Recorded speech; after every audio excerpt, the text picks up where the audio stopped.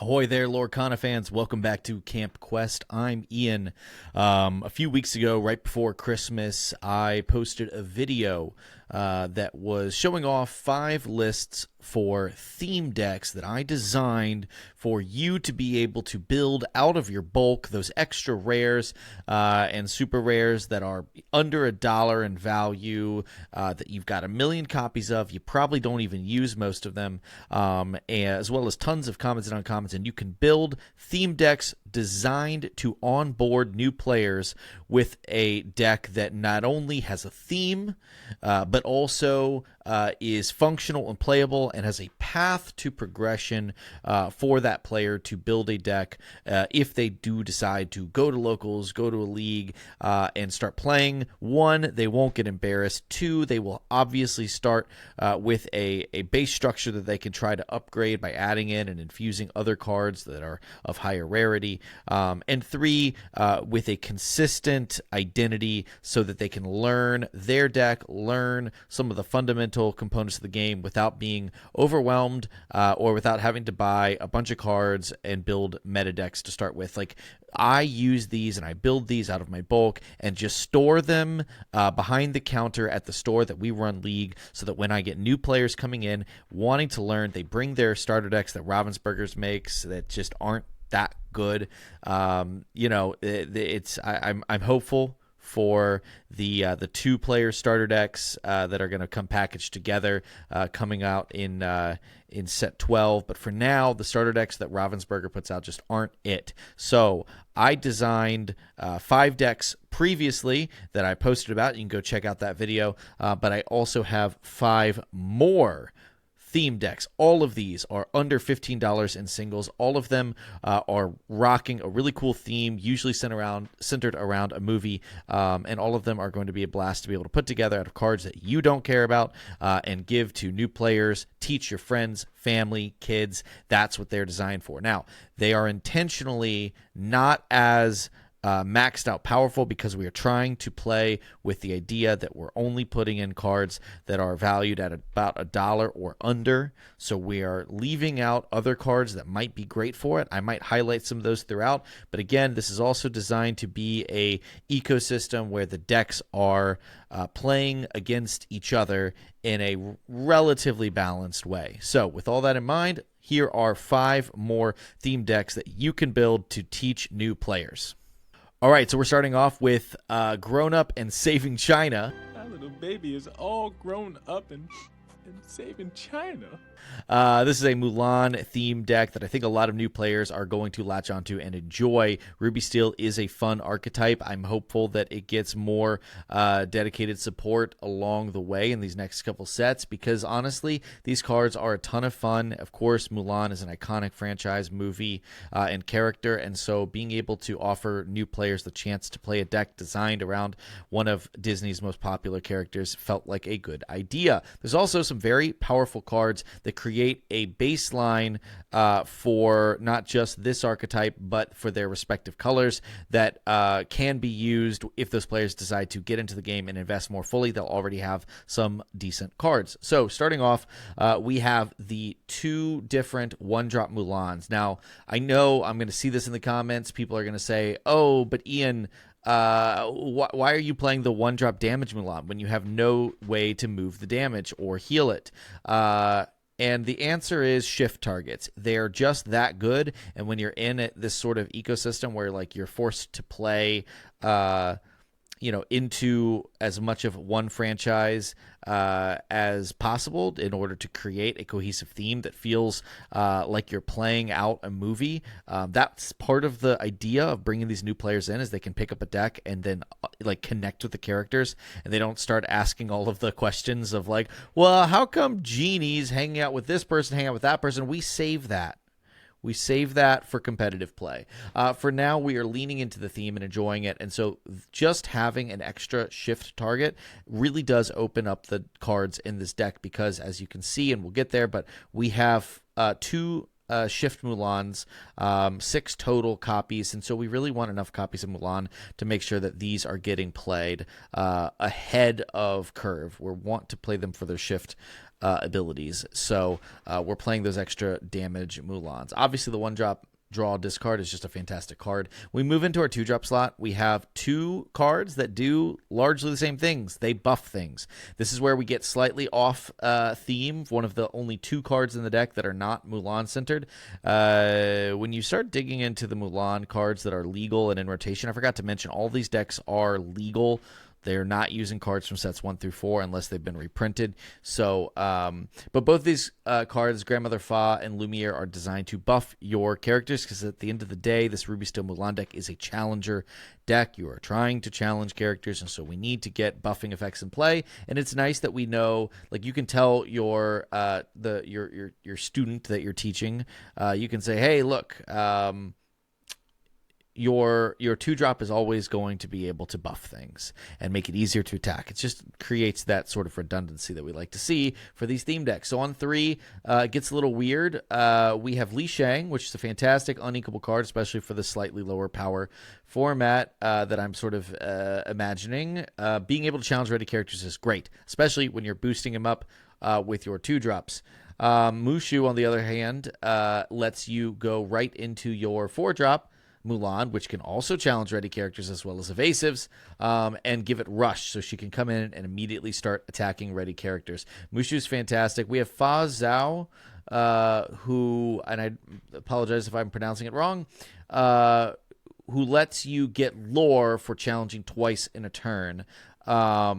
This is a card that, is going to help you close games by challenging, and so it's a nice card that you don't always want to play on turn 3, but can be a great way for new players that you've handed this deck to start learning how can I actually turn challenging into lore.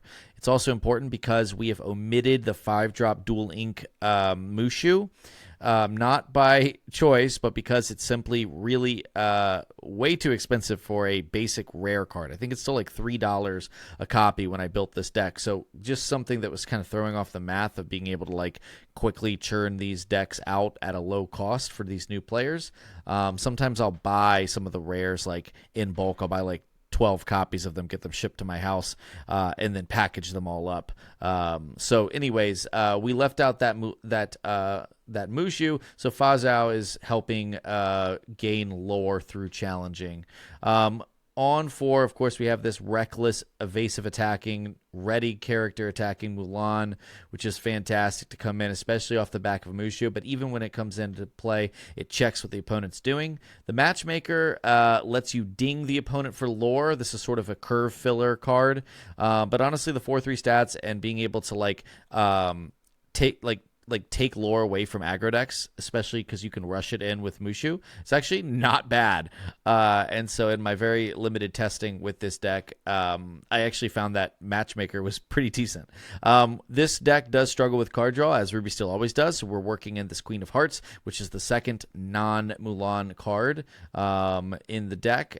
Whenever one of your characters challenges another character, you can draw a card. You're basically just trying to slam this on the turn after you play one of these 4-drops, and basically whenever you're ready to challenge, you put this into play and start cashing in. We have the Shift Mulan, which is the triple shot. This card is going to hook people on the game, I swear. I can't tell you the number of new players that I have taught that try out triple shot Mulan, whether it be like in sealed or draft or whatever, or I built a starter deck with them, and they try it out and they're like, oh, that's fun. And it is fun. It's a great experience, a big power spike, and this is the kind of thing that can actually let them go to a regular league and occasionally get a win against a meta deck. If somebody's not playing around Shift Mulan, they can get seriously punished. So very great card, and especially now that they reprinted it at a super rare rarity, it's really cheap. It's a great card to be able to include in a deck like this. Mushu is another answer for evasives. We just need ways to be able to handle evasives because we're not running them ourselves except for this Mulan and this Mulan. So Mushu being able to give anything rush, reckless, and evasive, obviously that's really good. And it's just a solid stat block. And finally, this Mulan, we're just running the 2 copies. You could run more, I suppose. but it's just, one of those cards that's a little more situational. But being able to shift in, be evasive, and let your other characters challenge ready characters on the turn, it, again, along with this Mulan, can set up some board wiping moments that can really make this deck shine. We have removal in the form of Light the Fuse and Strength of Raging Fire. I put Strength of Raging Fire in almost all of the steel-based decks now that strengths are like $1 a piece, but it's actually on brand for this one. It's in theme, so really excited to see that. Mushu's Rocket's another cool one, and Medallion Waits as more card draw and buffing feels like the perfect way to round out the list. So moving on, we have Blowing Holes in Ships. Stop blowing holes in my ship! This is a Pirates deck, so it is a pirate non-song action deck. Of the decks, I think this one might be the weakest, but it also is the one that can just blow people out with the right curve. So it's like maybe consistency is the problem with this one. It wishes it had a touch more card draw. It really wishes it could play Doc, but because Doc is one of those, it's like $3 or $4, and at times it's even more. We're not putting Docs in here. Instead, we have 2 copies of Desperate Plan for the card draw and a few other ways to get cards either back or cycled in the list elsewhere. But starting off, we have Pete and Captain Hook and Dump Truck as our 1-drops. The Pete is obviously in there primarily for a shift target, though it doesn't hurt to have item removal. Captain Hook, one of the best 1-drops in the game, and Dump Truck's just a way to get a little damage in play, as well as to have a couple extra 1-drops. We want to have that like lower curve in this deck, because at the end of the day, I think compared to a lot of these other theme decks, this one's designed to be on the more aggressive side. Then we have Donald Duck, Lively Pirate, Grunge, and Mr. Smee as our 2-drops. Mr. Smee being our evasive answer. Grunge and Donald Duck leaning into the action synergy. Grunge is actually my favorite 2-drop in this deck, and there's some really cool things you can do with it that I'll explain in a minute. But being able to quest and play a Fire the Cannons for free, be able to play Improvise for free on something else so that it can challenge, that's really pretty nice in this. Donald is one that, like, this deck wants to go fast, so having a 2-questing body is nice. But the main thing being able to get extra value from our actions that we've already played is really cool as well. We can't run a full 4 count of them, but at a 3 count, generally speaking, it is getting back an action for us most of the time. And hopefully at a 3 count, it's not like bricking our hand too bad. On 3, we have Captain Hook, which gets you a card whenever it's challenged. It has a 1/4 quest for 2 stat line. It also goes kind of well with our other main 3-drop, Donald Duck, First Mate, which if you have a captain in play, of which we have quite a few, especially all these Captain Hooks, it gets +2 questing, so allowing you to quest for 3 on your 3-drop. We also have this Captain, Mr. Smee. This is an interesting one. I would consider maybe going up to 3 copies of it because of the combo potential, but I also find that it's interesting. I've seen this is one of the ones I've actually had new players play quite a bit, and they tend to not understand Mr. Smee right away. They don't get the value unless they're an experienced TCG player already. But a lot of newer players struggle to make use of Mr. Smee, so I actually kind of cut it down to 2 just so it comes up less. But then they can, when it comes up, if they keep playing the deck, they will see the value. But it actually combos with Grunge very well. I've actually seen a loop where somebody goes plays Grunge on 2, plays Smee on 3, quest Grunge, and plays Improvise, draws a card, readies Grunge, quest Grunge, plays Fire the Cannons, readies Grunge, and then can either quest again or can sit on it for a turn and wait to play a Desperate Plan for cheap the following turn. John Silver obviously is a nice defensive card, stopping someone from challenging. In the 4s, we have 4 Donald Duck. It's card draw. Even though you're drawing for your opponent, you're also drawing for yourself. This is a common card in the competitive metagame, usually in Baja, but it's also seen play in the green steel, Chromicon decks and stuff like that. So this is cool. By the way, Chromicon, a card you could include in here or could recommend to a new player as an upgrade path, but something I did not want to include because of the complexity involved with it. Captain Hook is just a one-of, but being able to return a Fire the Cannons from your discard to your hand on play is pretty strong. You just won't always hit it, so we're only playing one, and we hope to see it after we see the much more likely chance of drawing into a Fire of the Cannons.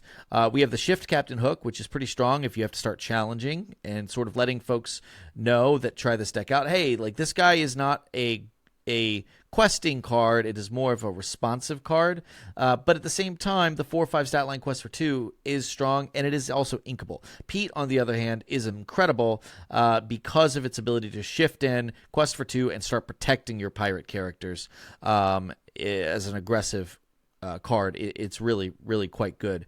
Also, shutting off singing can be good, but not as much as it used to be. Then we have Improvise, Wake Up Alice, which is an odd one to include here, but has weirdly been pretty solid. In fact, I've been considering like splitting these 3/3. But these are just one-cost actions that we can discount with Grunge and immediately get value on for all of the things that want us to play actions that are not songs. Fire the Cannons is the premier one, and then Desperate Plan is card draw. You could include more Desperate Plan as well, but obviously in the same way that you hate for docks to clog up your hand, it's even worse when you have multiple copies of Desperate Plan clogging up your hand. So that is the idea here with the Pirate Action deck. Let's go ahead and move on to the next theme deck. Hyenas in Wonderland. This is actually one of my favorites, and sneakily the one that I tend to pick if I'm teaching new players and I show them the box of theme decks and I'm like, hey, which one do you want to try out? They'll pick one. They never pick this one. Like, I've never seen a new player play this one, which is why I've played it quite a bit. And not just because I'm a huge fan of Scar and the Lion King in general. Scar is my favorite Disney villain. Oh, goody. But just because it's a really unique deck that's a blast to play, and I do love the like damage ping archetype in general and want to see it worked on a little bit more in the grander scheme of Lorcana's competitive side. But for this, it's actually kind of a nice starting point. If you got somebody that's like an Alice in Wonderland fan, or obviously the Hyenas are pretty fun. This is just a mashup of those two. And what you're trying to do, obviously, is put damage into play and then get bonuses for damage being in play. So you have things like Bill the Lizard, Card Soldiers as our ones, gaining evasive, or +2 if there's a damaged character in play. On 2, we actually have your premier 2-drops that you want to play on turn 2, which is Queen of Hearts, which buffs up if this specific character gets damaged, and she's a 1/4, so she carries the damage really well. With 1 damage on her, she becomes a 4/3, but also serves as a shift target for the big Queen of Hearts, which is important. This Dormouse is actually really nice because you get to place a damage counter, obviously getting around resist, but also setting up your other cards, because if you can go Dormouse on 2, then you can immediately turn around and go Ed on 3 to deal 2 damage to a damaged character, finishing off whatever 2-drop that they put into play. Shinzi is also really nice. One of our few evasive, actually our only evasive character. That's a bit of a weakness of the deck. Now, obviously, if you want to water down the theme, you can play other evasive cards. There's plenty in green. I also really like Fidget. The dual link Fidget is kind of nice. But anyways, this is really handy for being able to challenge other evasives. If there's a damage character in play, it goes up to 4 attack, which is basically going to handle all of the metagame relevant evasives. But the good news is that even though we can't challenge evasives a lot, we have a lot of ways to interact with and mess with damaged characters, because we also have this King of Hearts.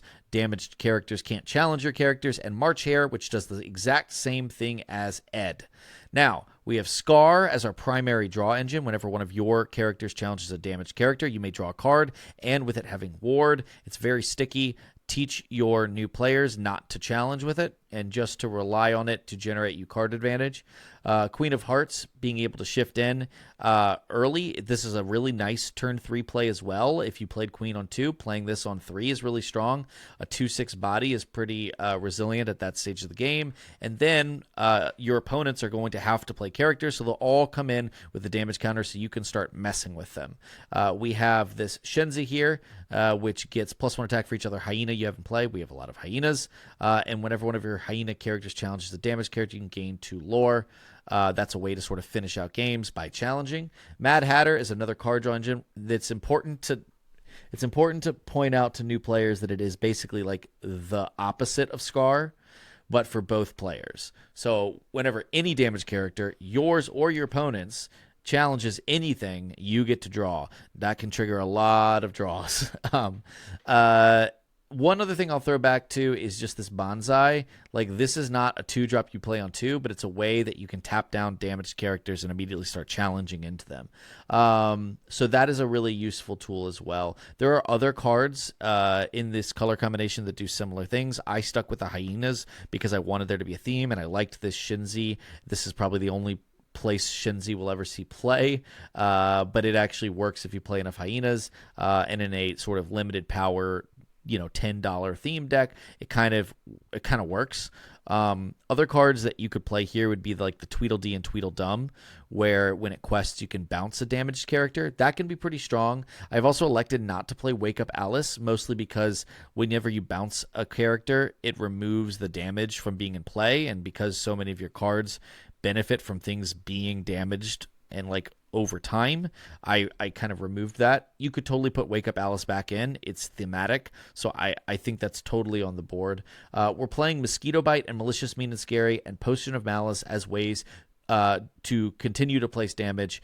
The Potion of Malice is pretty darn strong as long as it doesn't get removed by items and as long as you have time to get into play. Just putting a damage into play every turn for 1 ink is actually like pretty good. Like, to the point where this was even starting to see like occasional like 1 of 2 of play for a minute there in Baja decks. So it fits really nicely and naturally in here. And then obviously Malicious, Mean, and Scary and Mosquito Bite are more ways to spread damage and then capitalize on it with your cards like Bonsai and Scar and March Hare and Ed. So that's what this deck is doing. By design, it is trying to keep it relatively streamlined and straightforward, but like I mentioned, there's a few other cards you can include in here if you want to get trickier or play more payoffs for things being damaged, or more removal, like in Wake Up Alice and stuff like that. So really fun deck. I only wish it still had Ring the Bell, which got rotated out. If Ring the Bell ever gets reprinted, it's kind of perfect for a deck like this. And, players love to be able to be like, oh, something's damaged and I can just banish it just because it's damaged no matter how big it is. That's a fun little moment. So anyways, that's Hyenas in Wonderland. Let's move on to the Shiver Sisters. Now, I think this is going to be the most popular deck in anyone's, new player bin. Like, what I have is I basically have a sort of long box of that I put all these decks in, and I just, whenever new players come in, it's kind of fun. You just sort of open it up and say, here, pick your poison, right? Frozen is Frozen. People love Frozen. They love the characters. This gets like interest immediately, and for good reason. It's actually one of my favorites of the ones I've designed because of how amazingly synergistic it feels when you're playing it. You're basically just leaning as hard into Anna and Elsa together as possible. And so many cards that have been overlooked in the competitive metagame, probably rightfully so, because of that synergy and demanding to be in play along with the other one. Those cards flourish here in a $10 or less budget deck. So what we can see here, we have 2 Olafs on 1, the 1/3 just for the stats. We have a few ways to buff things, so this makes sense. And we have the 2/1, which bounces things back to back to your hand from play whenever it is banished. This is less good in this shell, but I'm going to circle back to it in a minute for an optional upgrade. We have Elsa and Anna here as our 2-drops of choice that we actually want to play on turn 2. Whenever this one quests, you gain a lore if you have an Anna in play, and whenever you have a hero in play, this one gets +1 as well. So obviously these are solid questers that are basically 2-drops that are always going to quest for 2 at most stages of the game. Now, we do have this Matthias, which is more of like a late game sort of techie card, but giving all of your queens ward. Well, guess what? Anna and Elsa are always queens, and so he's always giving your Anna and Elsa's ward, which helps because a lot of them are the ones that you want to stick on the board. We have the 3-drop, the new 3-drop Elsa that just draws a card on play, and we have the Anna that if you have an Elsa in play, you get to ramp from the top of your deck. We have this Yelena as another sort of like non-optimal turn 3 play, but it comes in and gives something challenger +2 that can buff up this Olaf, so Olaf can take out things like a Calhoun or whatever. But obviously at all stages of the game, a little bit of like surprise attack buff can be quite good.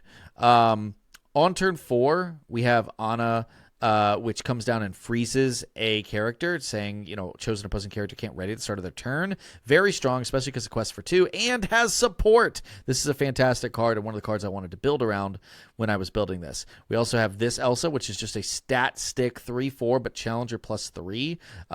It's just a fantastic card. It's a good shift target, but it's also a sort of enforcer against all the big threats, the Damonas and Goliaths, and the big tanky characters that come into play. This can check those. Bruni, on the other hand, is an evasive. It also serves as a little bit of card draw. Whenever it dies, you get to draw a card. We have Sven to come in and rush, but it also tricks trades because it gives -3 attack to something on play. This is a surprisingly good card. The only reason it hasn't seen play, I think, in the larger competitive metagame is because Elsa, the 5-drop, is so good. Now, that actually circles back to, we're not playing 5-drop Elsa because that's like a $3-ish card. Actually, should double check that. It might be more expensive, but the Elsa is just a little bit too expensive. But it is the easiest upgrade to be able to hand somebody, be like, hey, you like this, you like Frozen, just put the Elsas in.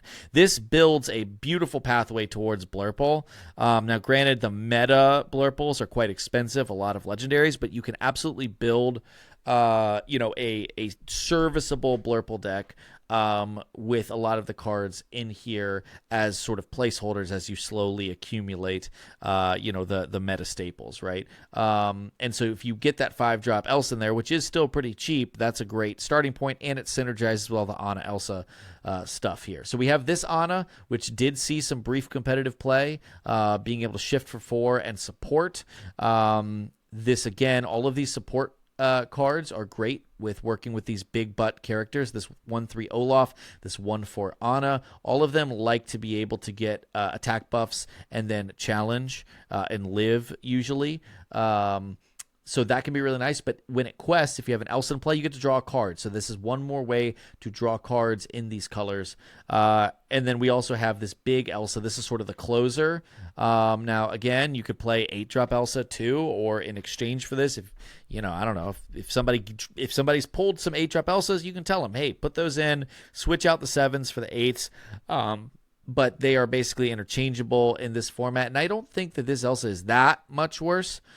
Obviously, the 8-drop's better, but this isn't that much worse because you get the effect on quest where you get to tap something down, and if you have an Ana in play, which this deck, because of the way we've built it, has as many Anas as we can reasonably fit in the deck, we're able to stop that character from readying. You can do that every time it quests.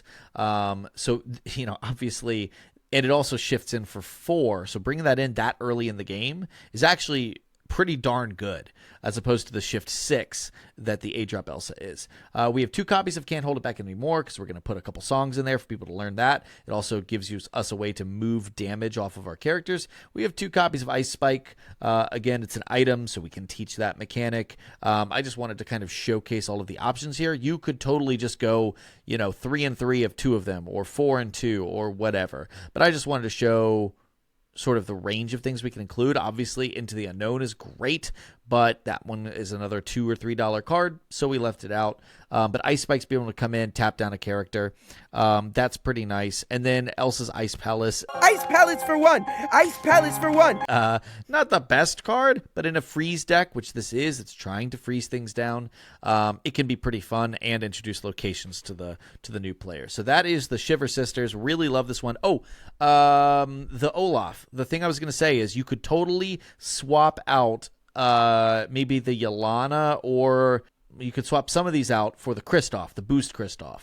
And that would actually work quite well with Olaf because you can boost the Kristoff, ramp a little bit, and then if you could time it out right, your Olaf can be banished in a challenge or whatever, and you can bounce the Kristoff and the cards underneath Kristoff back to hand.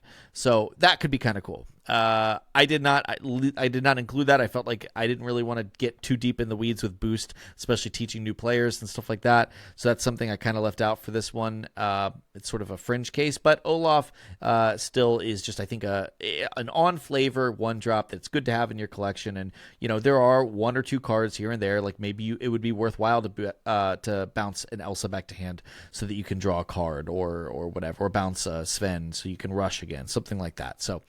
Anyhow, that is the Shiver Sisters. Hope you enjoy that one. I guarantee you new players love this. But let's go ahead and switch over to the last one I have here for you, which is Villainous TM.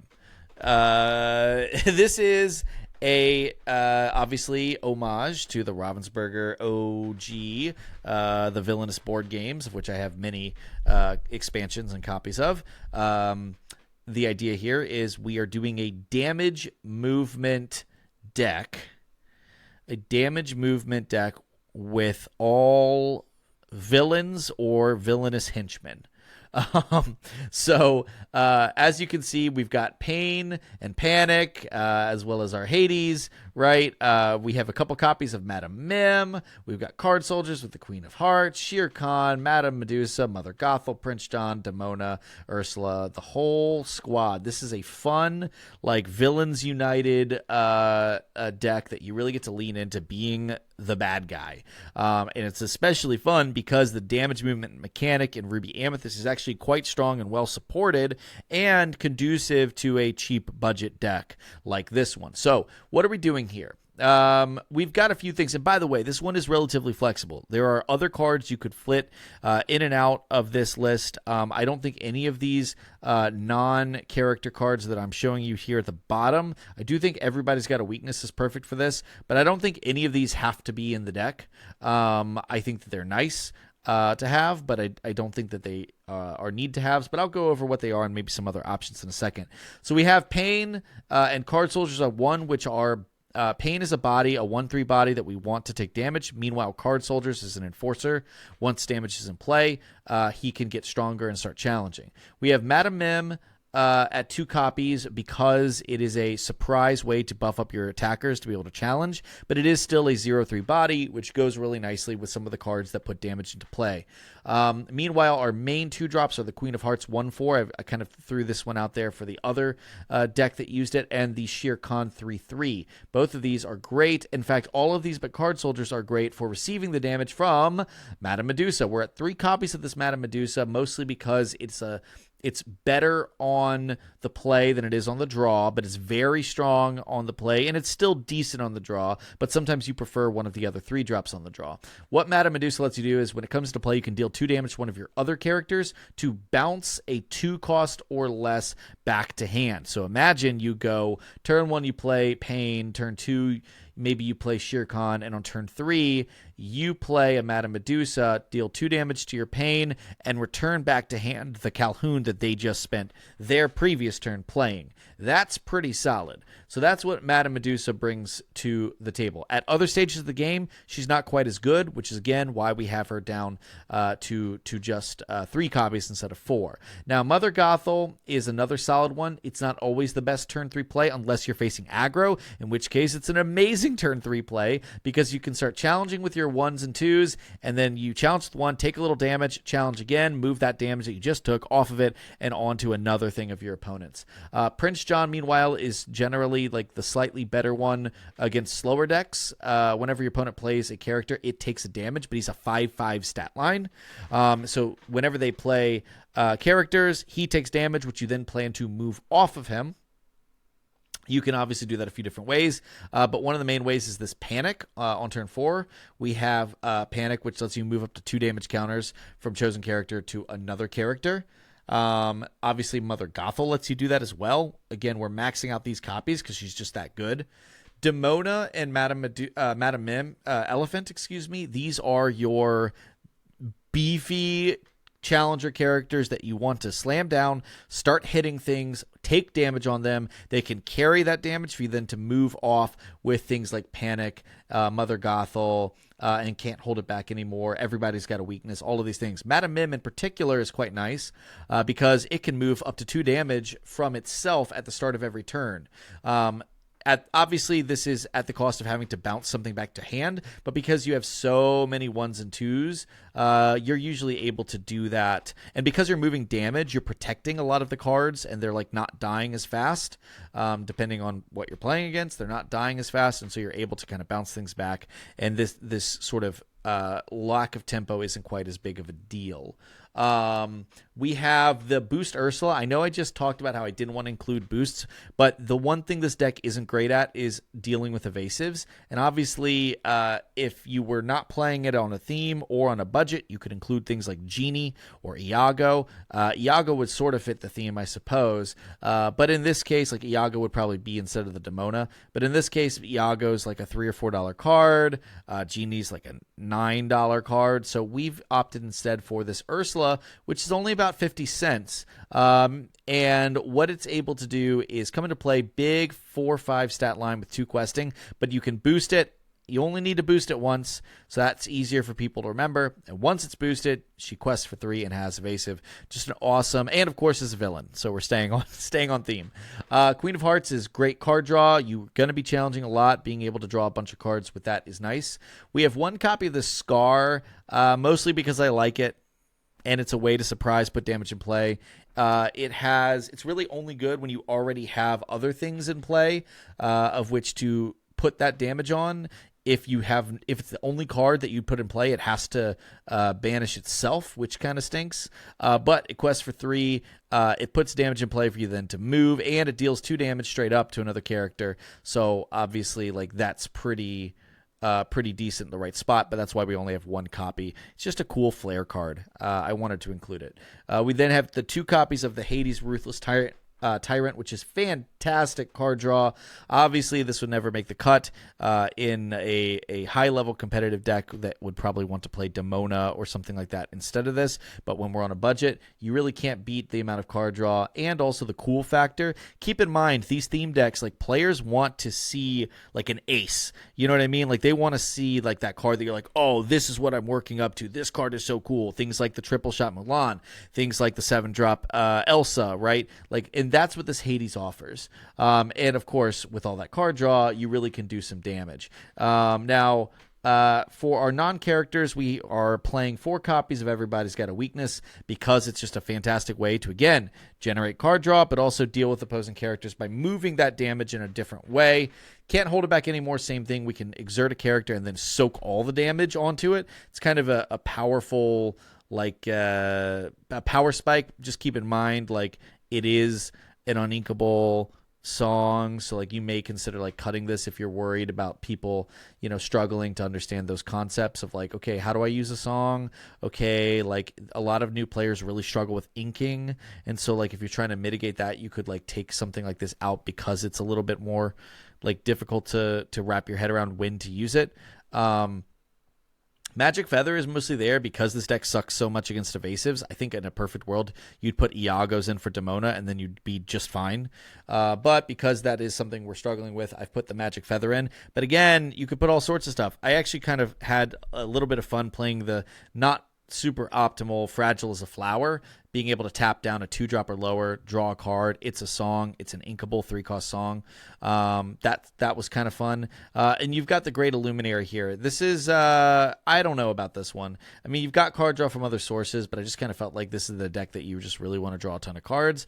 But again, this really could be all sorts of things. You could either play more characters. You could play a higher curve. You could play some of the Shift Shere Khan. That would probably be pretty fun for people to see. Big 8-drop Shift Shere Khan.